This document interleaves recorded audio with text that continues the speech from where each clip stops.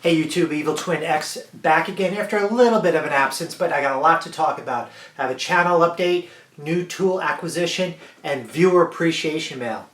Interested? Check it out.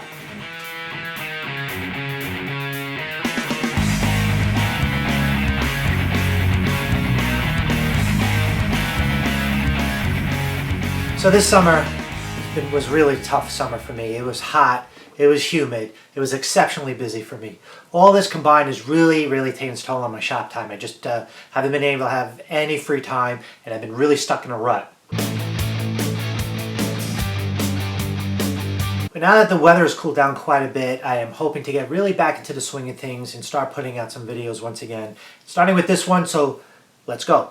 So let's start off with a bit of channel info. So I've recently busted through a few milestones. One of them is surpassing the 500 subscriber count and over 100,000 views. Actually, I'm past the 600 mark now and well over the 100K views. Now, listen, I know I'm just a tiny fish in the gigantic YouTube ocean, but I'm really amazed and extremely grateful to all my subscribers and those who post comments and questions on my channel. I never really thought there would be people out there in the world who would find what I do remotely interesting, especially since I'm no expert. I'm just a newbie hobbyist. So thank you all, and I hope to continue creating what I think is entertaining and informative videos of my trials and tribulations of me working with metal in all its shapes and forms. Once again, thank you very much. I'm really in disbelief. Thank you guys. And now for some viewer appreciation mail. Kind of cool. I received a letter from Bob over at Bison Workshop. He made up a new logo and some stickers and sent me some. Thought that was kind of cool. I'm a big fan of Bob and the Bison Workshop. If you've never been to his channel, I highly recommend you checking it out. You'll be amazed at what the guy can do in such a tiny space. Check out Bob. Matthew Waltz from rural northwest Kansas was kind enough to send me this rather large box that cost a decent amount of moolah to ship.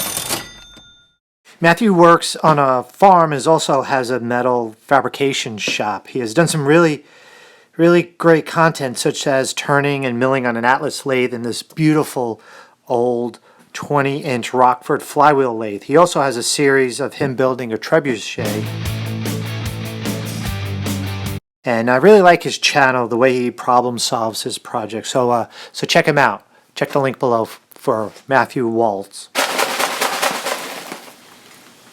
I think it's a puppy.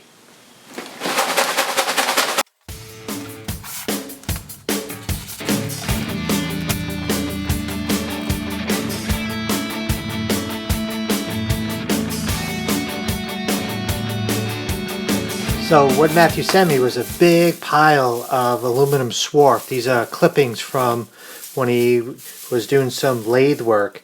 And this is a nice hefty amount. And along with this, he actually sent some stock with it also. Got a bar, square stock, solid piece. Here's another tube.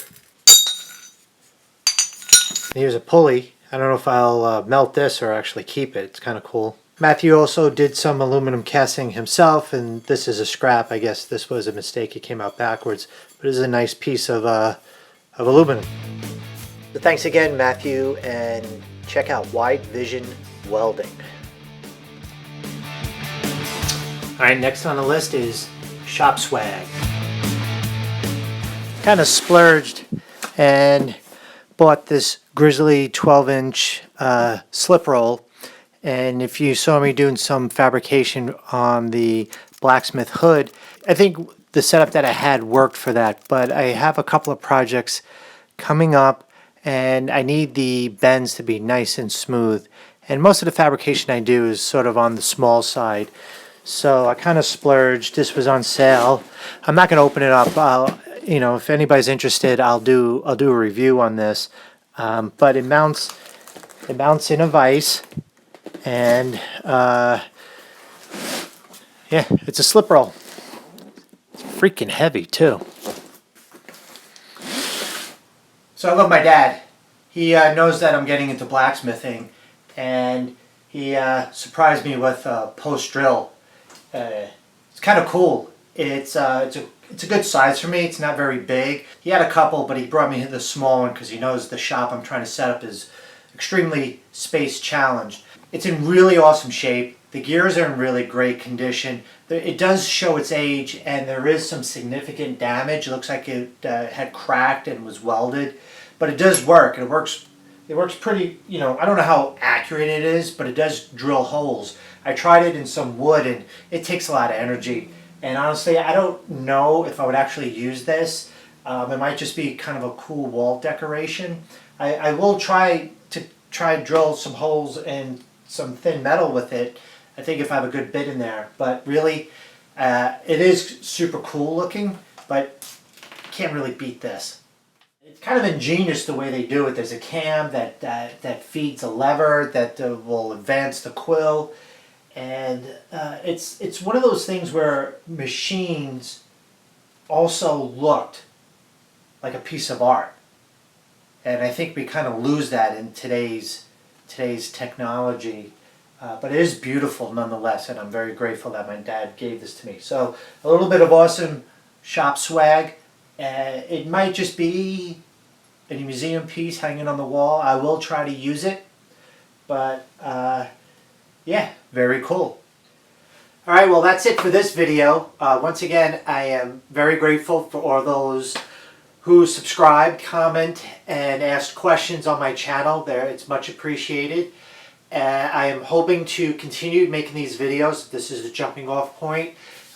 Taking some inspiration from Dave over at the Crafted channel, where getting started is sort of the hardest part. But once you get going, everything seems to fall in place. So I'm going to do my best to create the content that I want to create, and I have a long list of casting, of blacksmithing, of the lathe, and general welding projects that I want to try and get done and film and get it up on YouTube. So thanks for watching, and eviltwinx saying I hope to see you soon. Later, guys.